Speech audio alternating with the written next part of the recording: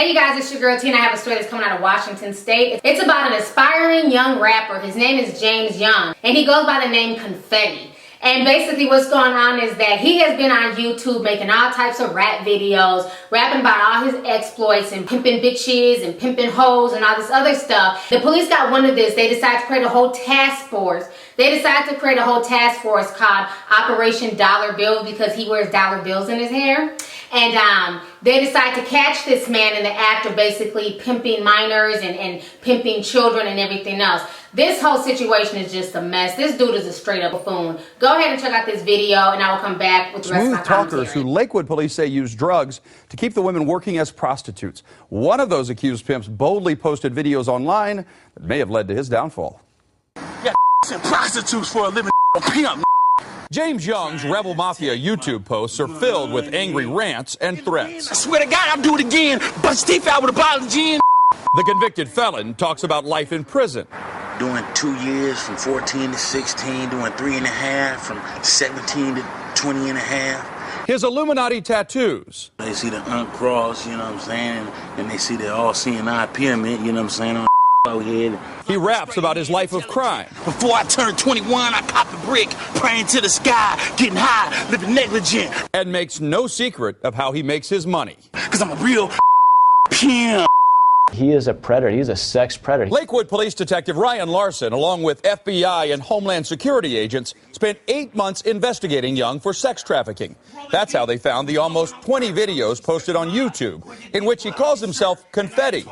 That's confetti spelled with a K and a Y. He said when he got out of prison, he wanted every day to be like a party.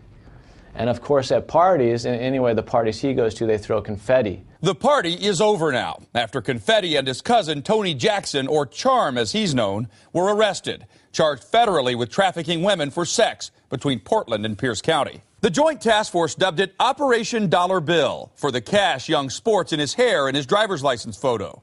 When detectives looked at the videos, they found several of him taunting Lakewood police. Maurice Clemens and knocked out 40 and they still. Maybe he thinks he's intimidating us with that kind of talk.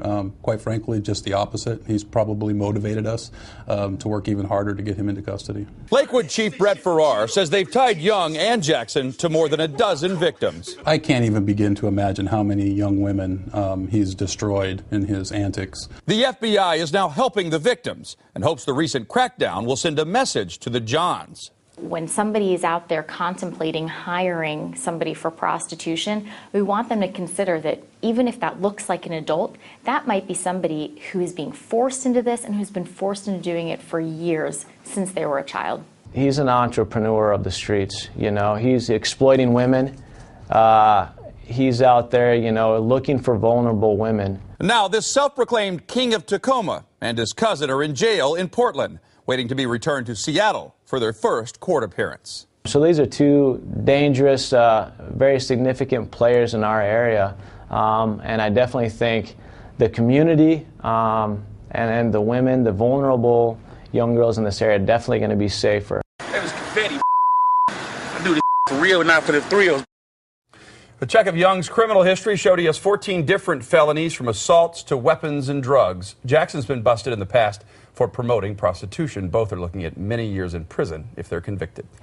Alright, so you guys just watched that damn video. I would never for the life of me understand how folks feel like they can go on YouTube and World Star Hip Hop and on social media and brag about all the dirt that they're doing and think that the police are not going to run across it or think that folks aren't going to send it to the police. This is the same thing that happened to that young man a year ago who was bragging about somebody he killed a few years back, and they were able to use his lyrics against him, and now he's sitting in prison. It also happened to that silly ass white girl who was on YouTube showing off her loot, you know what I'm saying, from when she robbed a bank, and now she's doing about 15 years in prison. Stop going to YouTube and running your fucking mouth looking for validation from folks that you don't know. Not only were his rap lyrics just trash and garbage, but the fact that he was out here pimping girls who were underage. A lot of these underage girls were being pimped and abused, and I just find that whole situation just disgusting in itself. That he got the nerve to have a damn cousin named Charm. There's nothing charming about Charm and his bullshit. You know, I just find that crazy. He got all types of Illuminati tattoos and tattoos on his forehead. But the good thing is, though, for him, that he'll have plenty of of time in prison to write more inspiring rap lyrics and everything else. Now he'll have plenty of time to do what he wants to do and basically put all his focus into his career. Maybe we'll see him on Lockup Raw, freestyling and, you know, rapping and all that other shit. You know, the whole situation is just crazy. He looks demented as fuck. And I want to know who the hell the DMV manager is. Who allowed him to take his damn driver's license picture with dollar bills in his hair? I thought that was illegal. I had a hard time taking a picture the other day at the DMV because my hair was too wide. I had to literally, you know, pat it in and push it because it was too wide. The machine kept beeping and all types of other shit. And finally the manager had to come out from the back and override the machine. Like, that's her hair. That's how her hair grows. We're not going to crop it. We're not going to tell her to straighten it. And they literally had to override the machine. So how was he able to get through with dollar bills in his hair and get a license picture? Minnesota don't play that shit. That damn machine was beeping loud as hell when it seen my afro. Another funny thing is I noticed a lot of comments where guys are like, man, I bet you nobody starts a petition for him. I bet you he won't turn into the next Jeremy Meeks. You're damn right ain't nobody gonna start no damn petition for him. You're damn right ain't nobody gonna put no money on his books. He don't look shit like Jeremy Meeks. He looks crazy as shit. At the end of the day, y'all need to get over this whole Jeremy Meeks situation. Jeremy Meeks is Jeremy Meeks. This young man, James Young, is James Young.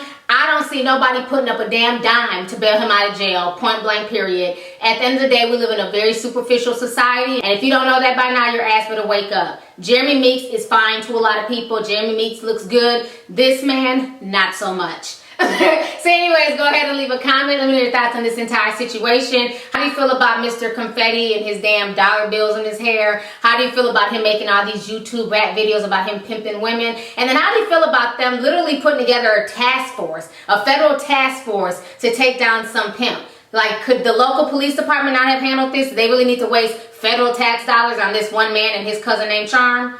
You know, whatever. Anyways, go ahead and leave a comment. Let me know your thoughts. All right, deuces.